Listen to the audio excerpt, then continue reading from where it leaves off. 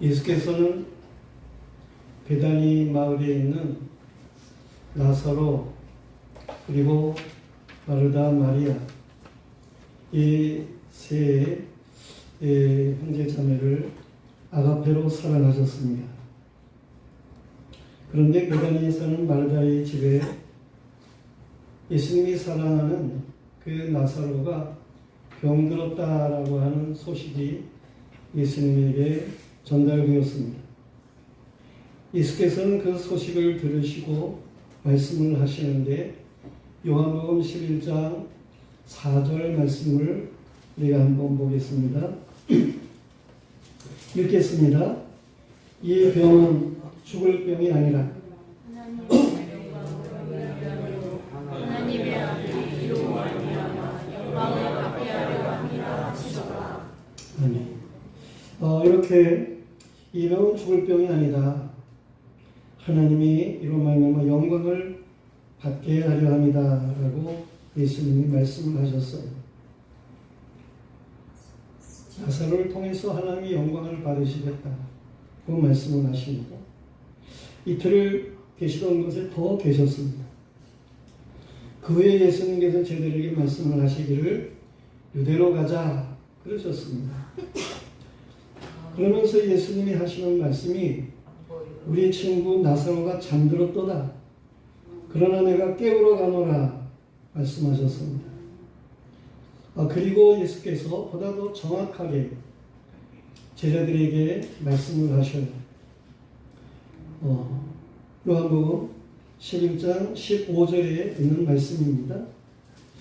다 같이 읽겠습니다. 내가 보이지 아니한 것을 너희를 위하여 기뻐하노니 이는 너희로 믿게 하려 함이라. 그러나 내게로 가자 하시니. 이렇게 예수님께서는 그 나사로에게로 가자. 그 나사로가 죽었다. 그런데 그것을 통해서 너희로 믿게 하려 합니다. 라고 말씀을 하셔요.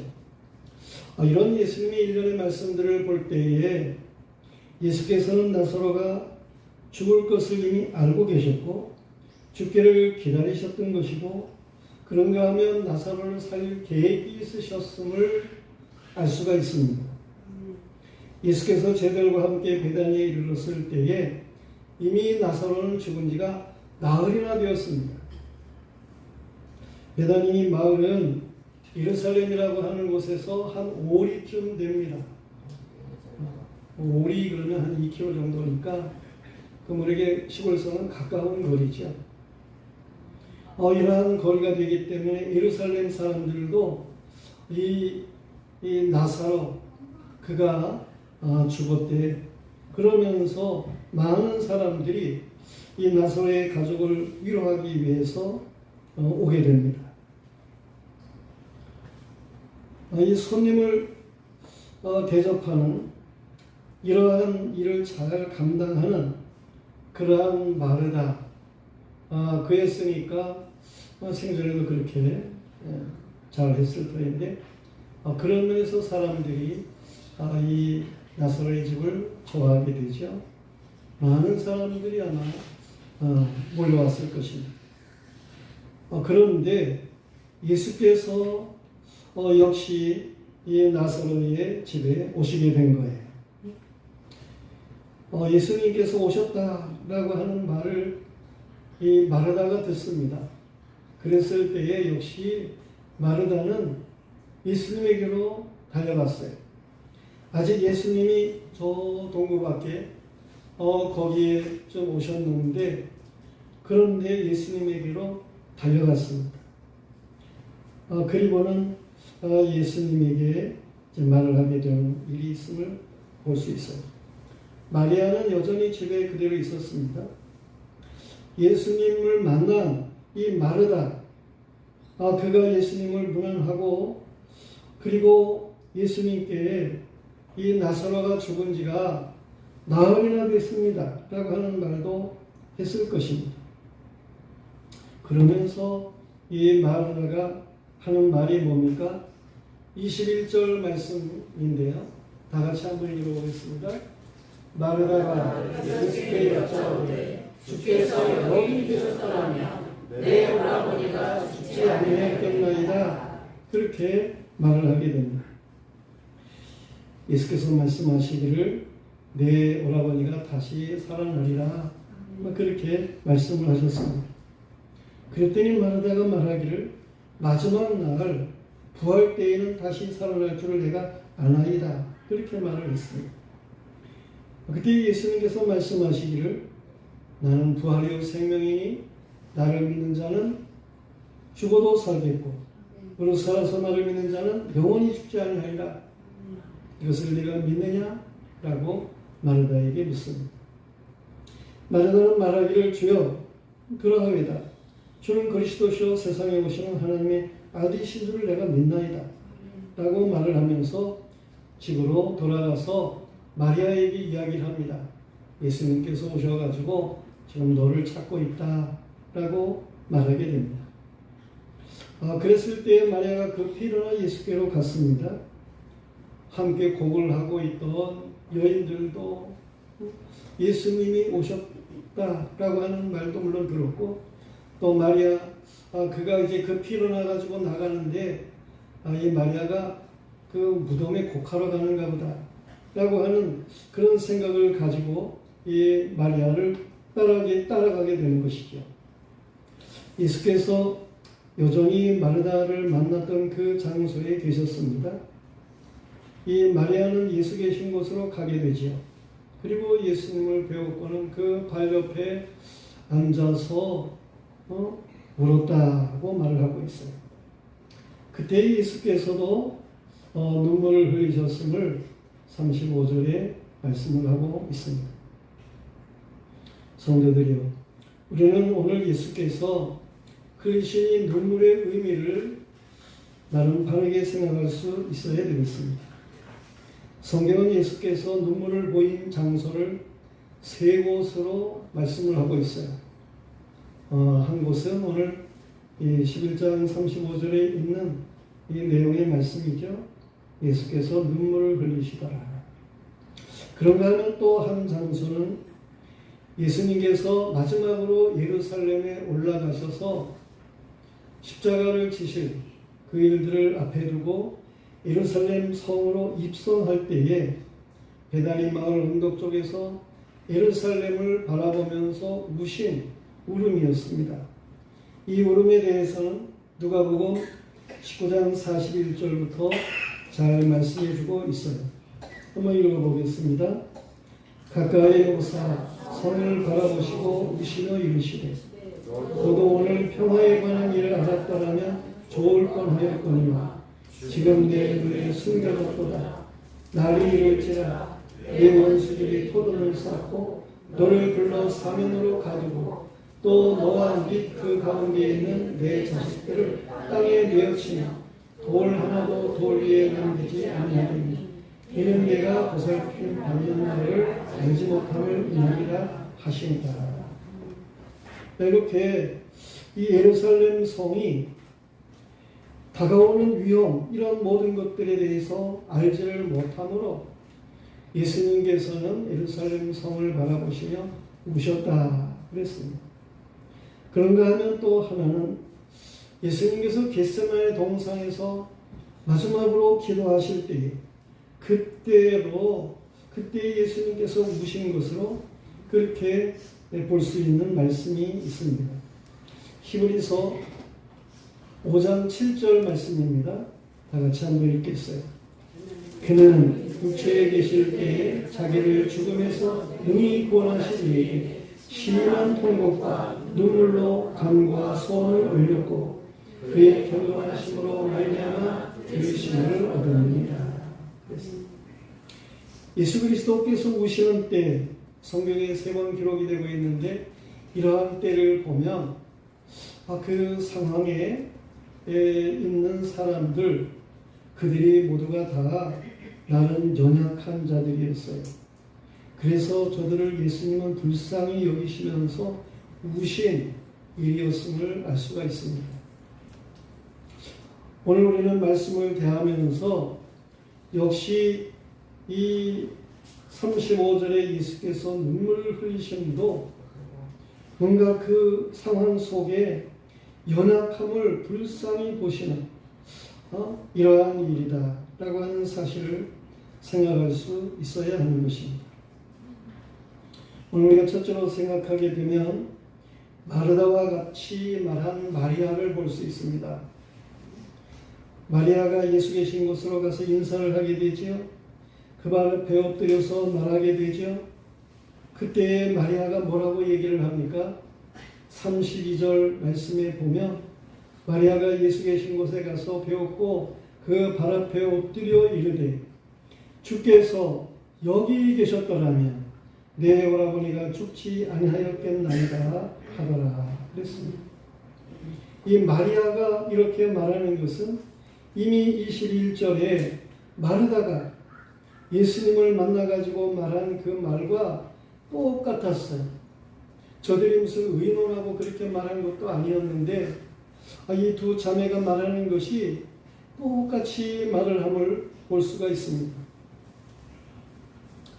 우리는 이 마르다와 마리아 어떠한 사람들입니까?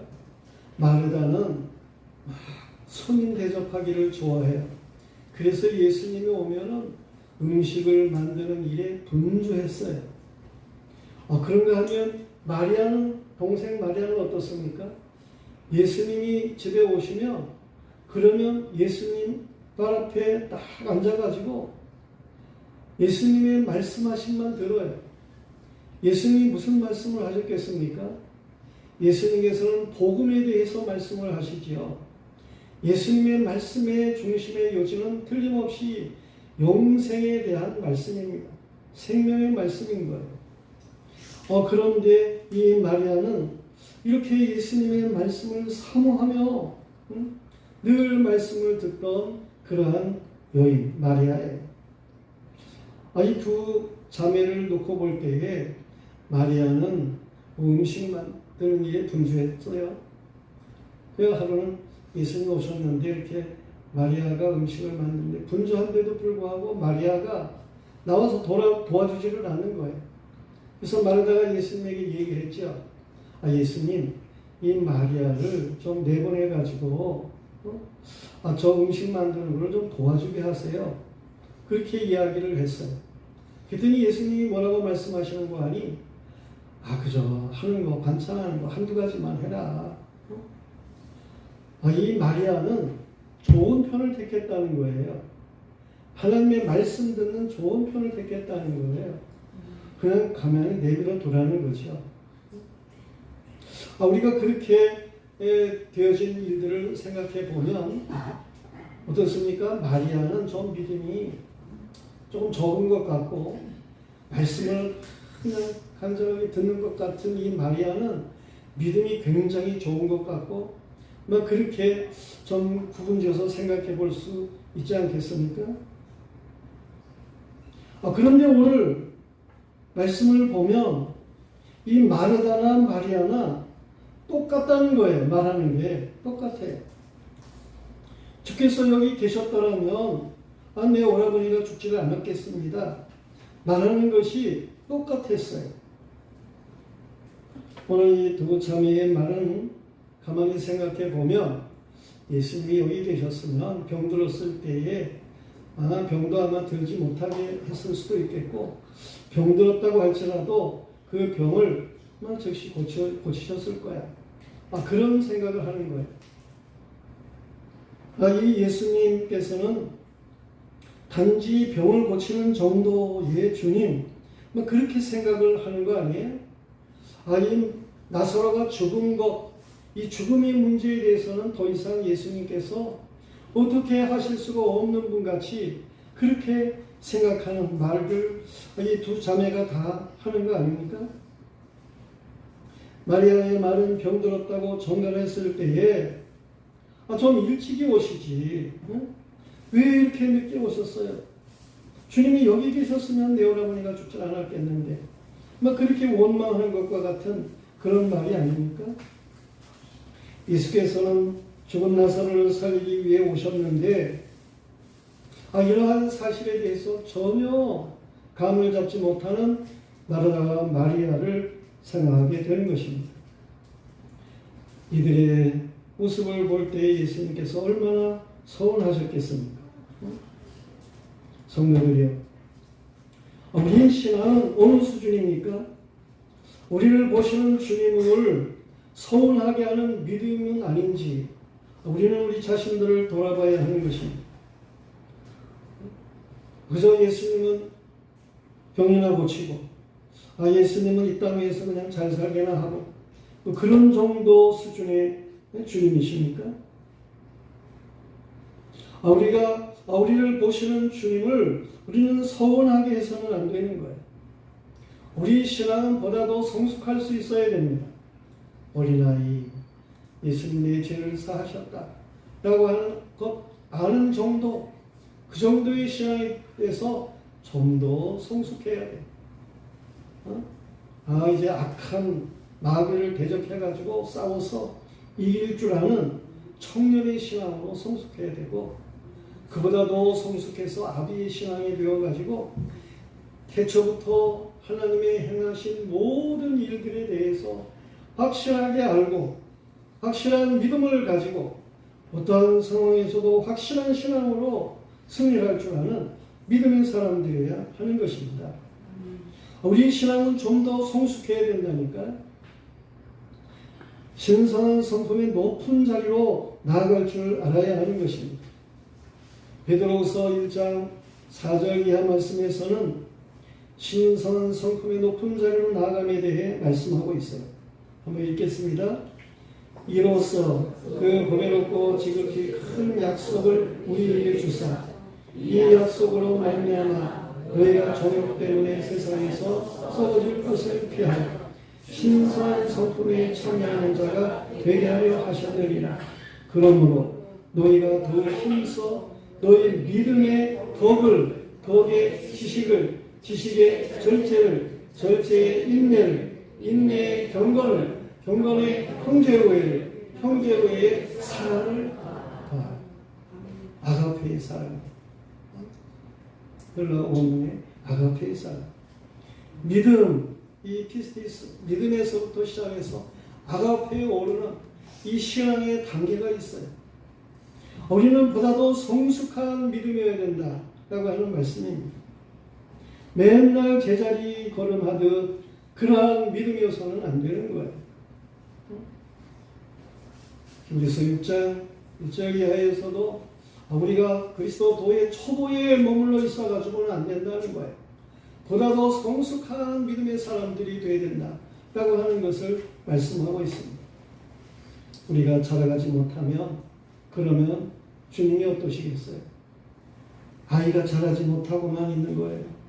그러면 그 부모의 마음이 어떻겠어요? 뭔가 아이가 지식적으로도 자라고 키도 자라고 뭔가 마음도 자라고 자랄 수 있어야 되는 거 아니겠어요? 하나님께서 우리가 성숙하기를 원하신다니까요. 악한 시대도 넉넉히 살아갈 줄 아는 이러한 그리스도인으로 성숙하기를 원하시는 것입니다. 그런가 하면 두 번째로는 큰 소리로 우는 마리아예요. 큰 소리로 우는 마리아. 마리아는 예수 계신 곳으로 와서 그 발 앞에 엎드려 크게 울었어요. 헬라어 성경에서는 원어 성경이죠. 원래 헬라어로 성경에 쓰여졌어요. 신학이. 본래 처음에 쓰여진 그 성경에 보면 이 마리아가 울었다라고 하는 표현을 헬라어로는 크라이우사 이런 단어를 사용하고 있어요. 이 단어는요, 쉐티어스 아주 그냥 피눈물이 철철 흐르듯 하는 그런 표현의 눈물인 거예요. 마리아가 가난하고 병들어 고생하던 오라버니의 죽음이 한이 북받쳐서 그런지 예수님 옆에 와가지고 크게 통곡하며 우는 그러한 일이었음을 보여주는 그런 말씀입니다. 마치 소망이 전혀 없는 사람같이 울었음을 상상할 수 있어요. 마리아가 그렇게 울자 마리아가 국화로 무덤에 가는 줄 알고 함께 따라온 유대인들도 마리아 곁에서 역시 크게 소리내어 울었습니다. 이 눈물이 전염이 돼요. 녹두를 하면서 슬피 우는 사람이 있으면 정에 약한 사람들이라 함께 울게 마련이에요. 예수께서는 크게 우는 마리아를 보시고 어떠셨다 그랬어요? 심령의 비통히 여기시고 불쌍히 여기셨다라고 우리 성경에 말씀하고 있어요. 심령의라고 하는 말은 영으로. 이 헬라어의 푸뉴마, 영이라는 말인데 그 영으로 예수님께서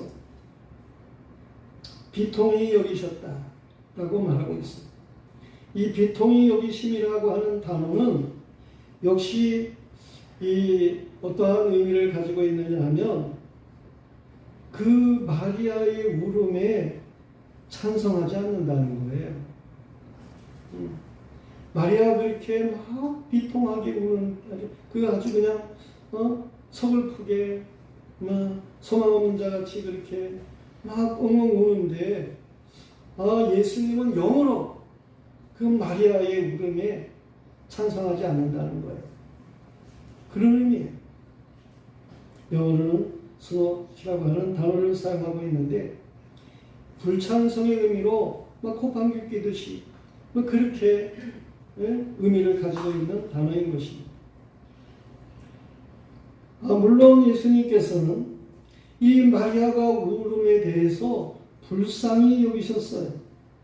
불쌍히 여기셨다라고 하는 단어도 뭔가 예수님이 조금은 흔들리는 그러한 일이 있으셨음을 말하고 있어요.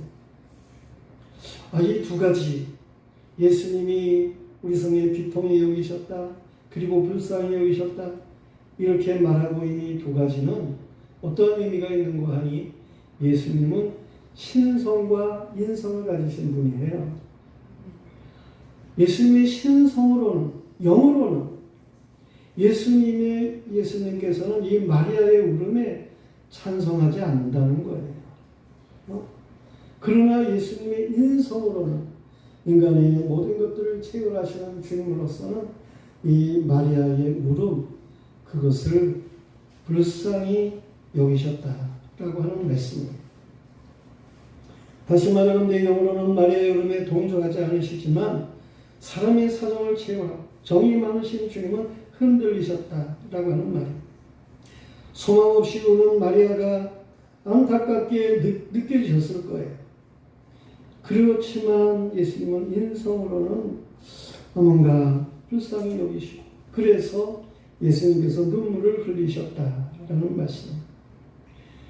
예수께서 눈물을 흘리셨다는 단어는 마리아의 그 울음과 헬라어로는 다릅니다. 예수님이 눈물을 흘리셨다. 마리아가 울었다. 앞에서 그랬죠. 그런데 예수님이 눈물을 흘리셨다라고 하는 단어는 다른 단어예요. 마리아는 막 억울한 것 같이 소망 없는 것 같이 그렇게 막 철철 눈물을 흘리면서 우는 그런 눈물이지만 예수님은 영으로 거기에 찬성하지 않고 인간적으로 사람을 체험하심 안에서 그저 불쌍히 여겨 눈물이 주르륵 흐르는 그런 눈물이었다라고 하는 것입니다. 성도들이요, 우리는 우는 것도 예수 그리스도 안에서 믿음으로 울어야 돼요. 그렇다고 해가지고 외식하라는 얘기가 아니에요. 슬픈데 그냥 울지 말라는 그런 얘기가 아니에요. 정말 우리는 온전한 믿음을 가지고 울 줄 아는 믿음의 사람들이 되어야 된다, 그런 얘기입니다. 소망 없는 사람처럼 막 울고 그러는 사람들이 되어서는 안 된다는 말이에요. 믿음이 지배하는 인격으로 감정이 조절되고 다른 사람에게 뭔가 소망의 폰이 될 수 있는 그런 모습으로 삶을 살아가는 것이 필요하다, 그런 말씀입니다. 데살로니가 전서 4장 13절과 14절 말씀을 보겠습니다. 다 같이 읽겠어요?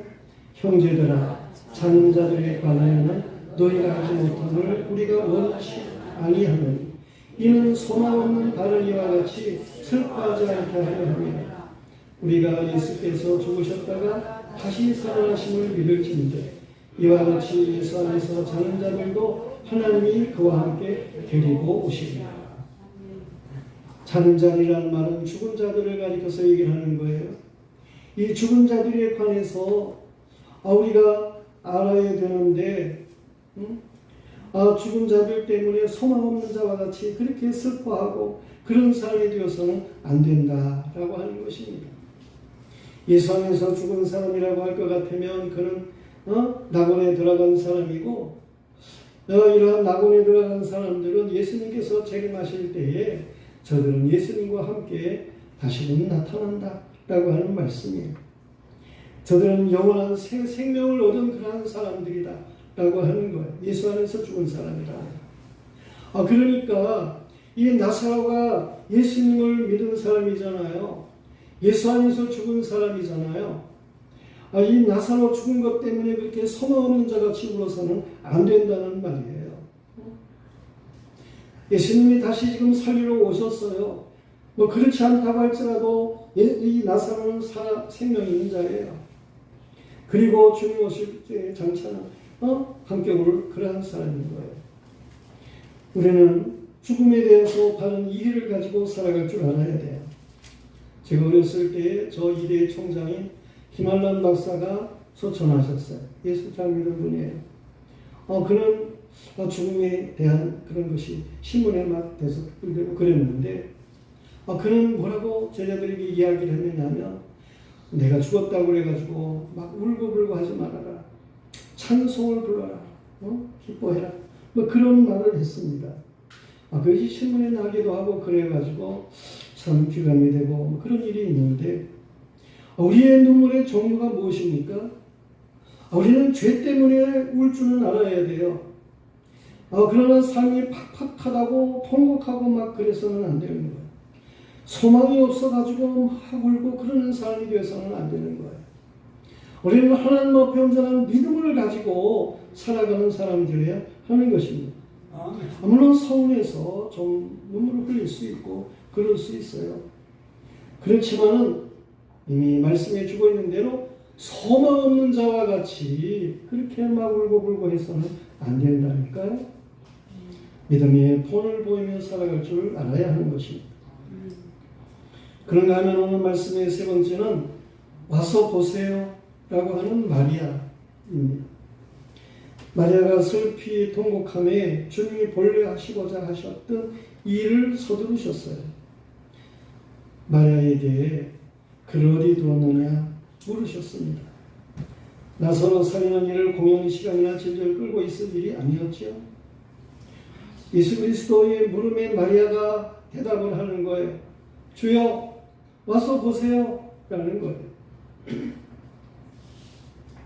마리아의 답변이 있은 뒤에 바로 예수님께서 눈물을 흘리셨다라고 35절에 말합니다.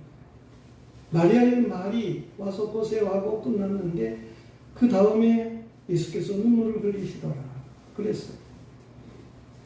그러니까 마리아의 주여 와서 보세요라고 하는 말 앞의 내용들과 같이 예수 그리스도를 울게 하는 말이었다는 거예요. 와서 보세요 하는 말도 예수 그리스도를 울게 하는 말이었다라고 하는 얘기예요.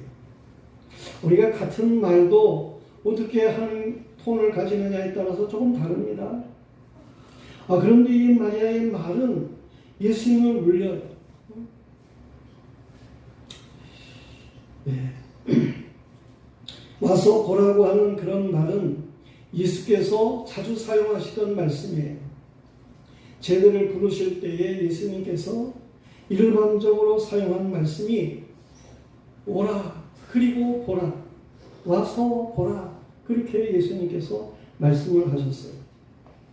세례한 제들에게 예수 그리스도를 소개했을 때에 보라 세상 죄를 지고 가는 하나님의 어린 양이로다 그러면서 예수님을 소개했습니다. 그랬더니 두 제자가 있었어요. 그 두 제자가 예수님을 따라가는 거예요. 두 제자가 랍비요 어디 계시오니까 어디서 묵느냐는 거죠. 그랬더니 예수님께서 하시는 말씀이 와서 봐라 그렇게 말씀을 하셨어요. 에코 카이 이두 이데 하는 말. 에쿠카이데. 오라. 그리고 보라. 예수님께서 그렇게 말씀을 하세요. 언제든지 제자들을 예수님께서 부르실 때에는 그런 말씀을 하셨어요. 와서 보라고 하는 말이 그리스도인에게는 그래서 좀 자연스러운 말같이 그렇게 들려지고 그렇습니다. 그런데 마리아가 주님 와서 보세요 라고 말하는 것은 자신도 부르실 때에 예수님께서 와서 봐라 그러한 의미로 생각이 들 그런 일들이 있었죠. 오라버니도 부르실 때 와서 봐라 그렇게 부르신 것 같은 일들이 있었죠. 그런데 그 말을 마리아가 지금 빗대서 하는 말 같지 않아요? 주님 와서 보라고 하셨잖아요. 우리 보러 주님 와서 보라고 하셨잖아요. 그런데 와서 보세요 무덤을. 뭐 이런 얘기 아니겠어요? 마리아가 더 이상 말을 붙이지 않았지만서도 이 말 뒤에 와서 보세요 하는 말 뒤에는 그런데 나사로가 병들고 고생하다가 죽어서 냄새가 나요 라고 하는 것까지 다 붙는 그런 말 아니겠나 하는 거예요. 성도들이요, 예수 그리스도를 우리는 무시해서는 안 된다 그런 얘기입니다. 예수 그리스도를 시험해서는 안 된다 라고 하는 말씀입니다. 예수 그리스도께서 부르시고 말씀하심을 우리는 믿어야 하는 것입니다. 예수님께서 와서 보라 그렇게 말씀한 그런 은혜의 믿음을 가진 사람들이라고 할 것 같으면 언제든지 예수 그리스도에게로 가까이 가고 또한 그리스도가 행하는 모든 일을 볼 줄 아는 이러한 믿음의 사람들이어야 하는 거예요. 그런데 주님 오라고 그랬잖아요. 그런데 이 결과로는 죽은 것뿐이잖아요. 뭐 이런 정도라고 할 것 같으면 이것이 정말 예수님을 울리는 그러한 일이 된다. 그런 얘기입니다. 주님은 곧바로 나사로의 무덤에 가셔가지고 돌문을 옮기게 했습니다. 그리고 아버지께 기도했습니다. 죽은 나사로를 불러내셨습니다. 그때 죽었던 나사로가 무덤에서 걸어 나왔다는 거예요. 우리는 우리의 슬픔으로 주님의 능력을 제한하는 말을 해서는 안 됩니다. 주님이 하실 터인데 이제 근데 그걸 알지를 못하고 그리고 주님 우리를 오라고 그랬는데 결과는 죽은 것뿐이에요. 와서 보세요. 이 정도의 모습이면 되겠나 그런 말입니다. 우리는 마리아는 이 예수님의 아가페 사랑을 받은 여 제자들을 지금 보고 있는 거예요. 당시에 믿음 좋다는 제자를 보고 있는 거예요. 저들의 울음과 말이 결국 주님을 울렸음을 보게 되는 것입니다. 2000년 동안 마리아의 눈물에 대해서 주님은 말씀하고 계셔요. 오늘 우리는 이 말씀을 대하게 됩니다. 이 말씀을 통해서 주님께서 우리에게 말씀하고자 하신 그 말씀이 무엇이었는가 하는 것을 우리가 바로 알고 살아가고 있나 하는 거예요. 우리는 자기의 서러움에 사로잡혀가지고 우는 것을 멈출 줄 알아야 됩니다. 우리는 주님이 서운해서 우는 울음을 멈출 줄 알아야 하는 것입니다. 우리는 소망 없는 울음을 멈출 줄 알아야 하는 것입니다. 주님은 말씀을 하시는 거예요. 나는 부활이요 생명이니 나를 믿는 자는 죽어도 살겠고 무릇 살아서 나를 믿는 자는 영원히 죽지 아니하리니 이것을 내가 믿느냐? 예수님께서 하시는 말씀입니다. 예수는 우리의 주님이시고 예수는 우리의 그리스도가 되시고 예수는 세상에 오신 하나님의 아들이십니다. 우리는 여기가 아니라도 주님이 여기 계셨더라면 그러면 내 오라버니가 죽질 않았을 거예요. 이렇게 말하는 그 제자인데, 여제자인데, 주님이 여기 계시지를 않아도 주님은 말씀만 하시면 얼마든지 놀라운 역사는 나타날 수 있는 거예요. 주님이 여기 계시고 뭐 저기 계시고가 문제가 아니에요. 주님의 말씀이 믿어지면 그러면 생명은 있는 거예요. 생명의 역사는 나타나는 거예요. 주님은 여기 계시지 않아도 어디에 계셔도 말씀으로 역사하실 수 있는 분이심을 믿으시기를 바랍니다. 주님은 가치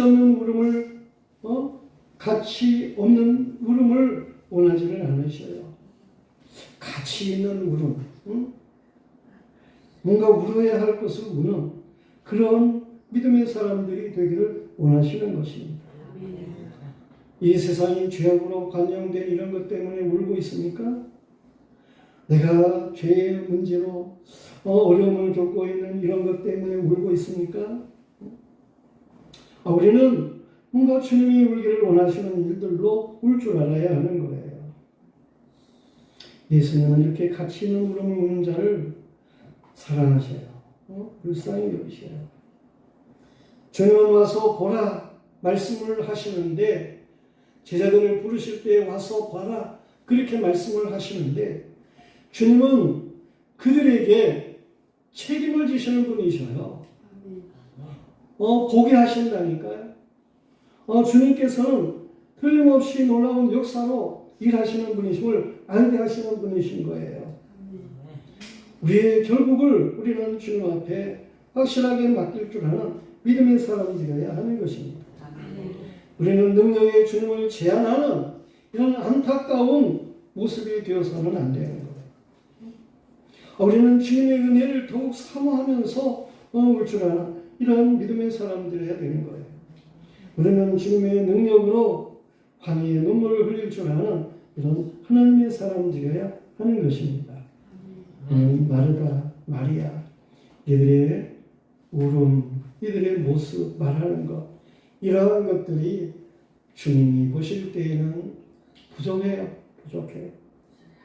오늘 이 전년 동안 주님이 말씀을 통해서 말씀을 해 오셨는데, 여러분에게 주님은 이 말씀을 주시는데 여러분의 믿음은 주님 보시기에 어떠할까? 이런 것을 좀 생각해 보셔야 됩니다.